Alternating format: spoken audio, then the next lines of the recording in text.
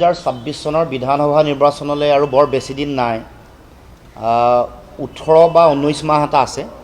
গতিকে এতিয়াৰ পৰা আমি আমাৰ দলৰ সকলোবোৰ কথা বতৰা, সাংগঠনিক কথা বতৰা, মিডিয়া, ছ'চিয়েল মিডিয়াৰ লগত জড়িত হৈ থকা সকলো ইউনিট আমি এক্টিভেট কৰিবৰ কাৰণে, সক্ৰিয় কৰিবৰ কাৰণে আৰু কাৰ্যক্ষম কৰি গঢ়ি তুলিবৰ কাৰণে আমি চিন্তা চৰ্চা কৰিছোঁ। সেইকাৰণে আজি আমাৰ মুখপত্ৰসকল, মিডিয়া চেল আৰু পেনেলিষ্ট যিসকল আছে তেওঁলোকৰ এখন সভা তথা এখন কৰ্মশালা আমি আয়োজন কৰিছোঁ। আৰু এই কৰ্মশালা পৰৱৰ্তী দিনসমূহতো পিৰিয়ডিকেলি আগবাঢ়ি গৈ থাকিব, বিভিন্ন বিষয়ত হ'ব।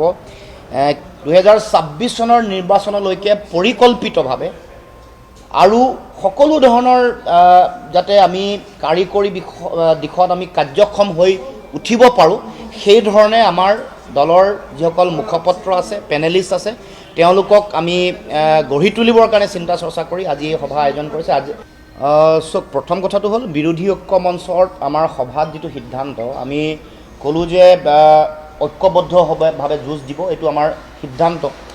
আৰু এই কথাও আমি কৈছোঁ যে যিসকল প্ৰাৰ্থীৰ জিকাৰ সম্ভাৱনা আটাইতকৈ বেছি তেওঁলোকক আগবঢ়াই দিব লাগে।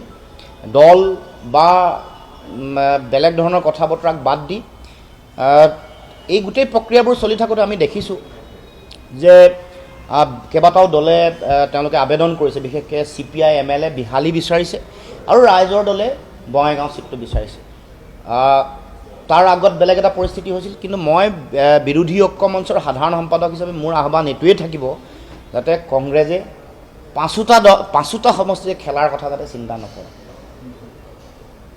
5টা সমষ্টিতে খেলাৰ কথা যাতে কংগ্ৰেছে চিন্তা নকৰে, কাৰণ বিৰোধী শক্তিৰ একতা, বিৰোধী শক্তিৰ যিটো আমি ঐক্যবদ্ধভাৱে যুঁজ দিয়াৰ যিটো মানসিকতা, এইটো যাতে কমন মানুহেও যাতে একচেপ্ট কৰিব পাৰে, কমন মানুহে যাতে ইয়াক লৈ সকলোৱে উদ্বুদ্ধ হয়।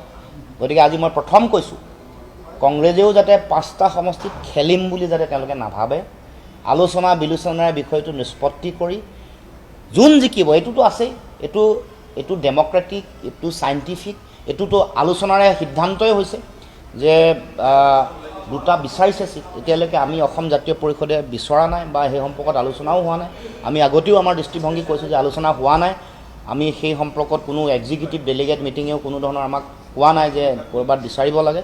গতিকে আমি যিসকলে এতিয়ালৈকে বিচাৰিছে তেওঁলোকৰ লগত আলোচনা বিলোচনা কৰি যাতে কথাটো নিষ্পত্তি কৰে আৰু কংগ্ৰেছে যাতে 5টা সমষ্টিত খেলিম বুলি নাভাবে, তাৰ কাৰণে মই তেওঁলোকক